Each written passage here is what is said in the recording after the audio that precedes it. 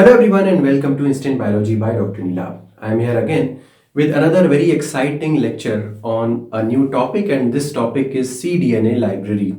So in the previous lecture you might be knowing that we had discussed about the concept of the genomic library, and we had discussed what are DNA libraries. So I said that DNA libraries are of two types, and one is genomic library and one is cDNA library, and this was the last discussion. Apart from that, we had also discussed about what is genomic library, its applications, and the mechanism through which the genomic library is formed. We had discussed all that, but in today's lecture I would be focusing upon the concept of cDNA library. Just to give you an overview about what all we would be discussing in this lecture, I would be telling you what cDNA library actually is.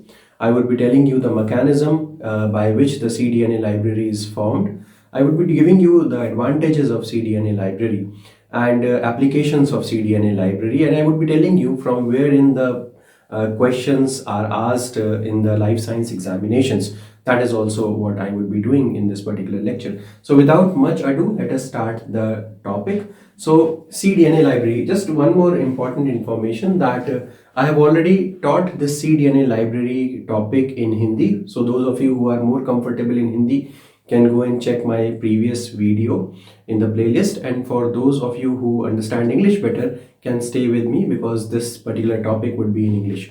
So talking about cDNA library. So cDNA library, basically let us start with the definition first. So what is the definition of cDNA library?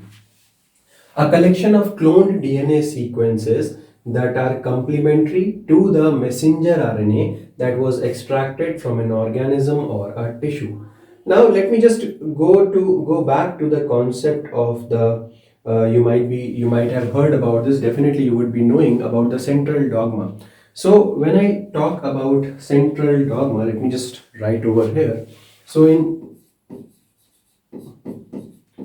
central dogma, we know that all the tissues and all the organs, so let us say that this is an organ or this is a tissue, this will definitely have some amount of DNA in it, and this DNA gets converted into RNA, and this process is called as transcription. So this process would be called as transcription. And further, this RNA would be getting converted into protein, and this process is called as translation. Now all of you would be knowing that the genetic material or the DNA remains the same in all the cells. So how come there are different proteins that are produced in different cells? For example, if I talk about liver, so liver would be producing different proteins as compared to eye cells. How is that possible? Simply, we can say that the gene expression is different in different cells. Gene expression is different in different cells. This means that certain genes that are expressed in case of liver will not be expressed in case of eyes, and vice versa. That means gene expression is very specific to a particular cell. Now, how are gene expressed? I've already told you that the genes would be the segments present on the DNA. From DNA, RNA will be created, and then the proteins are created. So what I am trying to say is, in case of cDNA library, we are focused only on making the library of those segments that are involved in the formation of the proteins, or we can say that are basically responsible to code for the proteins, or in other words we can say that are actually genes. In case of genomic library, we were not focusing upon the genes only. We were focusing upon the entire genetic material. In this case, we would be only focusing upon those segments of the DNA that would be actually genes and would be coding for particular proteins. So over here you can say that a collection of cloned DNA sequences. Now what do you mean by cloned DNA sequences? So those DNA sequences that have been put inside the vector and that are now present inside the bacteria. So in the previous class also I told you what cloning is. In case of cloning, what you do is you just cut out a gene of interest from your host and then place it inside a vector, and this vector is now having your gene of interest, and then finally this entire material is transferred inside a bacteria, inside a host. So initially I said I am taking the gene of interest from the host. I just said it wrong. So you are taking the gene of interest from a source, and then this gene of interest is transferred inside a vector, and then this entire vector comprising of your gene of interest is transferred inside a host like bacteria. So over here, so this is what is called as cloned DNA sequence that are complementary to messenger RNA. Now what does this mean? This means that from a tissue or an organ, if you go further into the definition, you will see that RNA that was extracted from an organism or a tissue. That means initially what we are doing is we are isolating RNA from a tissue or an organ, just like this. We have taken out RNA from a tissue or an organ. Remember, this RNA would be specific for this tissue or an organ because it will this organ or tissue would be having specific RNA fragments because it will be producing specific it would be producing specific proteins. So specific type of genes will be expressed over here. So what we are doing is we are isolating the RNA from this tissue or organ, and then we are making complementary fragment to that or RNA, right? So RNA has been created, and then from RNA you are creating complementary DNA out of it, and from this only the name cDNA library is coming into being. C over here stands for complementary.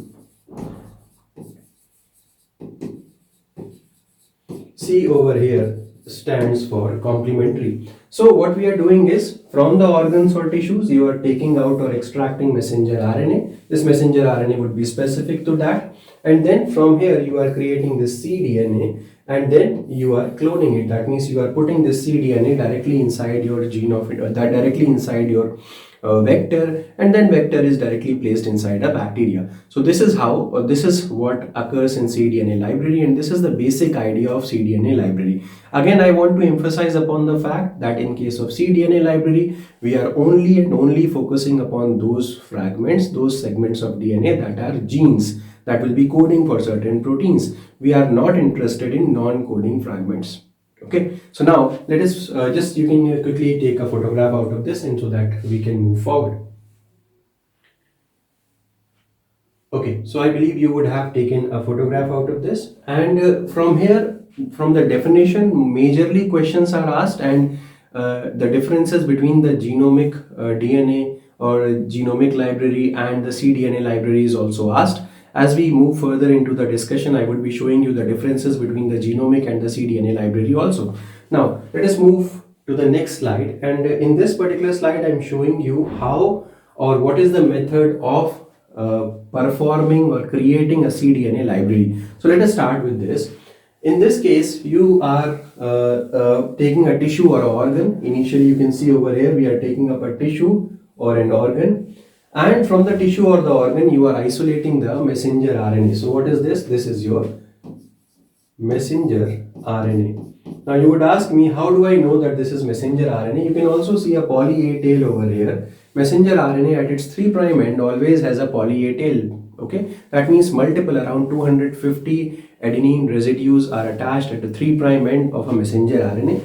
So this is the messenger RNA. Now what you are doing is, Anil, poly DT primer to poly A tail of messenger RNA. Now you know that this is poly A tail. That means, let me just draw over here. That means these are multiple A's that are present in case of the messenger RNA.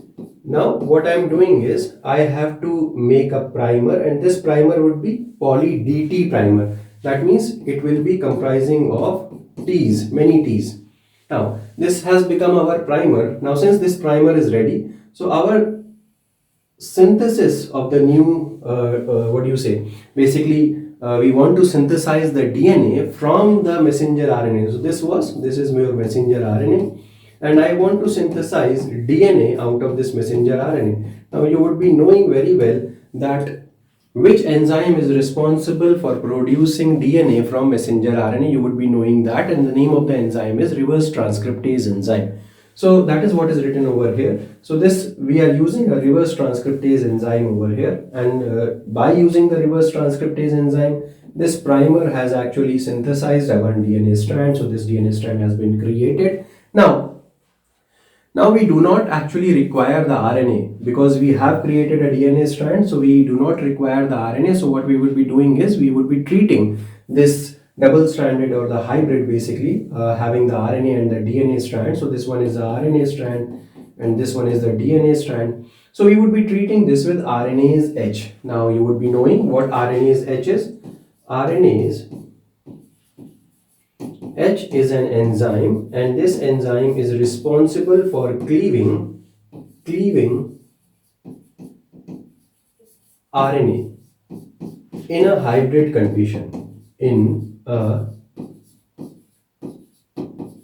a hybrid condition. So when I say hybrid condition, I simply want to explain you that when the messenger RNA and DNA are present together, that means one messenger RNA is present and when DNA is present, this is called as a hybrid condition. So when the hybrid condition is present, then what happens is, then you would be cleaving off. In order to cleave off the RNA fragment, what you do is you use RNase H. Now RNase H, what will it do? It will cleave the messenger RNA at certain positions. Remember, it will not touch the DNA fragment, it will only cleave the messenger RNA at certain regions. For example, it cleaves over here. For example, it cleaves over here. Now you can see that 3' OH residues are created wherever the RNase H is cleaving. Okay, so over here it is written that it will create 3' OH groups. Now, the next enzyme that we are using over here is DNA polymerase 1. DNA polymerase 1. Now, you would be knowing that DNA polymerase 1 is a very peculiar or very specific enzyme with respect to its properties. Why am I saying that? Because DNA polymerase 1 has got basically 5' to 3' polymerase activity. Let me just write it down over here. So 5' to 3' polymerase activity. This is seen in case of DNA polymerase 1. Apart from that, it also has 5' to 3' exonuclease activity. Exonuclease activity, which is also called as primer removal activity. Primer removal activity. Now what will happen? As you are adding DNA polymerase 1, it will use RNA fragments as the primer. So it will be using RNA fragments as the primer, and it will be replacing the entire RNA fragment with the DNA fragment. That means now previously the red strand that you were previously seeing, that was RNA, that was made up of RNA, it will be fully replaced by the DNA with the help of DNA polymerase 1 enzyme. Remember, DNA polymerase 1 enzyme is also called as Kornberg enzyme. You might have heard about that, right? There was one more important property about Kornberg enzyme is that if you cleave the Kornberg enzyme by a protease, then it will be breaking down into smaller and a larger fragment, and the larger fragment is called as Klinau fragment. You might have heard about that as well. So unrelated to this, now what you have done is you have cleaved the RNase H, it has completely degraded, and now you are left with double-stranded DNA. Now you would be calling this as double-stranded cDNA. Remember, this is double-stranded cDNA, double-stranded cDNA. What does this mean? This is a complementary DNA. Remember that? And both the strands have been created. Now you can take a quick photograph out of this, and then we can move forward. Okay, now let us move forward. Okay, so this would be clear up till here that what we have done is we have taken a tissue or an organ, we have we have taken a we have made use of the poly A tail that is present at the end of the messenger RNA, and then attached a primer that was having poly DT. Okay, now let us move forward and discuss about the next step. Over here you can see that the complementary DNA, the double-stranded complementary DNA that is present over here, you can see this. This is the double-stranded complementary DNA. Now, DGTP is attached to this double-stranded complementary DNA at the end. What do you mean by DGTP? That means multiple guanines have been attached over here and multiple guanines have been attached over here. Both the places, multiple guanines have been attached, right? Okay, now talking about the plasmid DNA, over here you can see the plasmid DNA, and with the help of the enzyme called as deoxynucleotide transferase enzyme. Remember, the enzyme that is used over here is deoxynucleotide transferase. Remember, this enzyme is template independent enzyme. Always remember about this particular enzyme. This has been asked in multiple examinations also. But this enzyme, deoxynucleotide transferase enzyme, is used for just adding single bases. So only G it can add, and only C it can add. Whatever you want, it can just add at the ends. So over here you can see that G has been added. Over here also G has been added. And in this case, the plasmid DNA. Plasmid DNA means this is actually your vector. I told you that you have to attach your genetic material, or the cDNA that you have prepared. You will have to attach it inside a vector, and only then this vector will be able to get transferred inside the bacteria. So we are preparing simultaneously the plasmid DNA also, and we are preparing simultaneously the cDNA also. So cDNA, at the cDNA we have attached GG at both the ends, and plasmid DNA we have attached the CC at both the ends. And using this, because G is complementary to C, so what will happen, you will be able to observe that your gene of interest or your complementary DNA has got integrated inside the vector or the plasmid DNA. So this integration has now been completed, and after this integration, this vector has been transferred inside the bacteria. So this is what we wanted to do. And now as the bacteria would be multiplying, your complementary DNA would also be multiplying, or it will be multiple copies would be created, and each colony would be comprising of different gene fragments. So in this way, the production of complementary DNA library or cDNA library is created. You can take a quick photograph out of this, and then we can move forward. Okay. Now, let us move forward and talk about the salient features of this kind of a library. So, messenger RNA, thousands of different messages. Basically, you would understand that inside an organism, there are different messenger RNAs that will be produced, because there will be different DNA fragments that will be transcribed, and due to the transcription, there will be multiple messenger RNAs that will be created, and because of this, there will be thousands of different messages at any given time inside the cell or inside the organ or tissue. It can be present in different abundance in different species. Now, there will be certain species in which a particular gene will be expressed far more than in the other species, because the genes would be expressed with respect to which cell it is in or which species it is in. There might be cases where you would see a lesser expression of a gene, and in other species you might see the higher expression of the same gene. This basically depends from species to species. That is what is written over here. So inside a cDNA library, millions or more different clones should be made. That means you should be doing, or you should be making, very high number of clones. Why is that so? This is a prime important thing that should be kept in mind if you want to create the cDNA library. Why I am saying this? Because there are cases wherein the messenger RNA amount would be lesser or would be lower. In that particular case, until and unless you are making higher number of cDNA libraries, there are lesser chances that that messenger RNA would also be converted into its complementary DNA. So that is why a higher number of cDNA library, or a higher millions or more different clones, to create these millions or different clones, is the ideal situation. Because if you do not do so, there are chances that you would be missing out on the messenger RNAs that are present in lower abundance. Okay. Now, Another important thing is, another important reason why you would want to make millions of clones, because the reverse transcriptase is not a very efficient enzyme. It is not an ideal enzyme.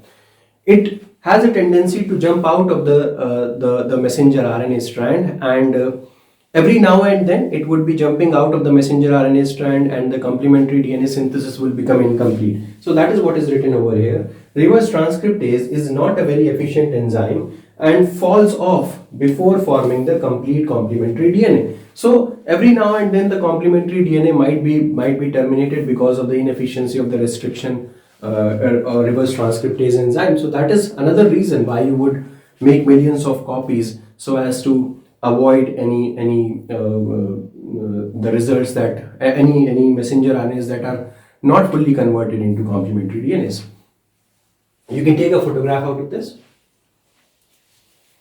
Okay, now let us move forward. So it becomes difficult to obtain the population of the full length of cDNA because of the inability of the restriction reverse transcriptase enzyme. It becomes very difficult to get the full length cDNA population. cDNA library screening is performed to isolate one particular sequence from a heterogeneous population of recombinant molecule.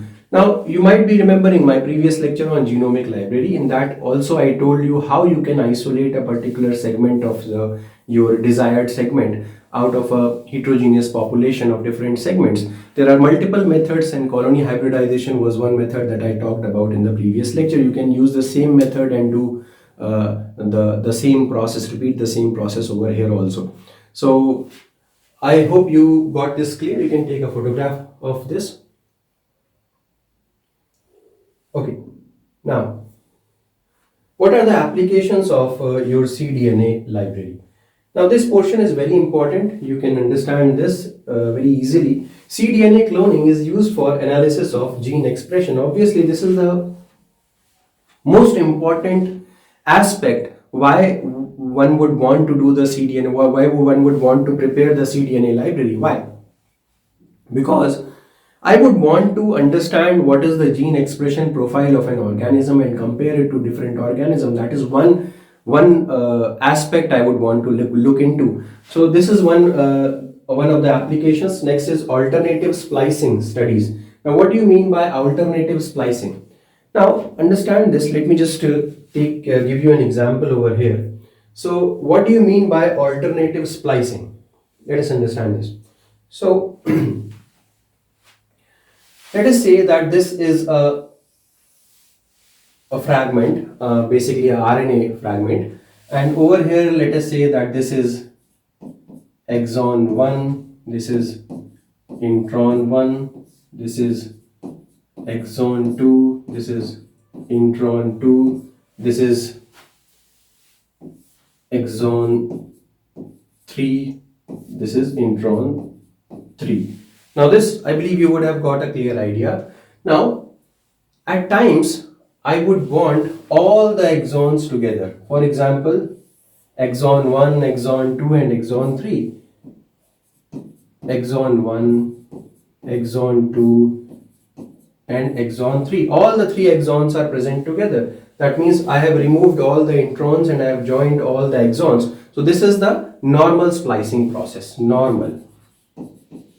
Normal splicing, in which all the exons are joined together. But at times I would be interested only in certain exons. Let me say that I am interested only in exon 1 and only in exon 3. That means exon 1 and exon 3 are only joined together, and this is called as alternate splicing. Now, in order to understand alternative splicing in a better way, cDNA library preparation is important, because when you are having the entire cDNA library, you are actually in hand having the entire gene fragments with you. So understanding it using the cDNA library becomes better. So you can take a photograph of this if you want. Okay. Now let us come back to this. So alternative splicing we can study using the cDNA library. Much easier to study cDNA population than the corresponding messenger RNA population. Now this is an important thing. Why are we not stopping, or why are we not creating a messenger RNA library instead? Why do we want to convert the messenger RNA into cDNA? This becomes an important question.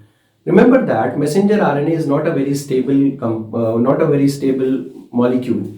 Why? Because you know that RNA are having OH at 2' position also and 3' position also. Now this makes the RNA molecule a lot more unstable as compared to the DNA. And handling messenger RNA or handling any type of RNA becomes tedious job because it can undergo degradation pretty fast. That is why you have to convert it into a cDNA molecule that is much more stable at normal temperature, physiological temperatures. That is why we have to convert the messenger RNA population into the cDNA population. This is the prime basic reason. Otherwise, one could directly work on the messenger RNA or create a messenger RNA library. Now, cDNA is sequenced, and see over here, once you get the cDNA, you can directly get hold of the amino acid sequence because you know that this cDNA would be responsible for coding to the amino acids. Now, you cannot use any normal DNA. You cannot use a genomic library to understand the amino acid sequence. Why? The reason behind that simply is because the genomic library is also having the intronic regions. But in case of cDNA library, because splicing has already taken place, therefore the non-coding regions have already been eliminated, introns have already been eliminated, and only the exons are joining together. So you can understand directly the amino acid sequence over here. Used to screen for the complementary sequence into the recombinant clones. Of course, there are different recombinant clones, and you can find out your gene of interest or your area of interest. Next, synthesis of eukaryotic protein in the bacterial cell. Now, you know that bacterial cells bacteria does not have any introns in it.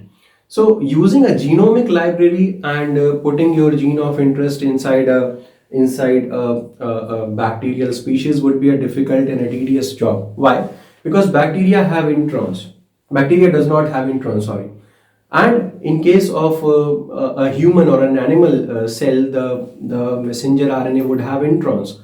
So if you are directly putting a segment like that which does not have which has an intron, it will be difficult for the bacteria to clone it.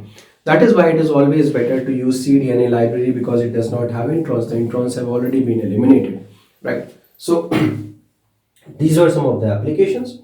And now coming to the differences between the genomic and the cDNA library. This is extremely important, I would want all of you to pay special attention over here.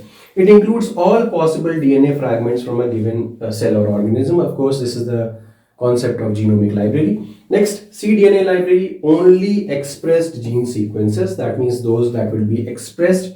It is larger. Genomic library, of course, because it is carrying all the DNA fragment, it will be larger. It is smaller because it will be coding for it will be carrying only the expressed gene sequences. It represents entire genome of an organism having both coding and non-coding regions. Over here, only the expressed coding or expressed part would be present. Expression of genes taken from genomic library is difficult in prokaryotes, as I told you, because of the splicing mechanisms, absence of splicing mechanism in case of prokaryotes. And over here, it can be directly expressed in prokaryotes. I told you about that. Vectors used in genomic library include plasmid, phage, cosmid, BAC, YAC, and vectors used in cDNA library include plasmid, phage, etc. according to the smaller sizes. Now contains both introns and exons, and contains only exons and no introns. So these are some of the differences. I've already told you during the discussion these would be the differences. I hope this is clear. Most of the questions are asked from here, so you should be paying special attention to this while studying. So I hope this is clear to you. Now let me just quickly go through the entire process using this particular diagram. Over here, in case of genomic library, you can see that this is the genomic DNA that has been isolated. These are the plasmid vectors that are used. Now the entire genomic DNA would be cleaved off by using the restriction enzyme. So these are the small fragments that have been produced. The same restriction enzyme will also be used to cleave the vectors, and then the vectors and the fragments would be combined together using the DNA ligase enzyme, and then this will entirely be transferred inside the bacterial host. And then the amplification takes place. This is the concept of the genomic library. If I'm talking about the cDNA library over here, you can see that cDNA that would be produced by the messenger RNA. Now this is the messenger RNA. Utilizing the reverse transcriptase enzyme, you would be creating the cDNA, and this cDNA would be inserted inside the vector, and this will be ligated together by enzymes, and then finally it will be introduced inside the host cell. So in this way, you can understand the differences between the genomic library and the cDNA library using the diagrammatic representations. Also, you can take a photograph of this if you want. Okay, so now this is done. So with this, we come to the end of this particular topic of genomic library versus cDNA library.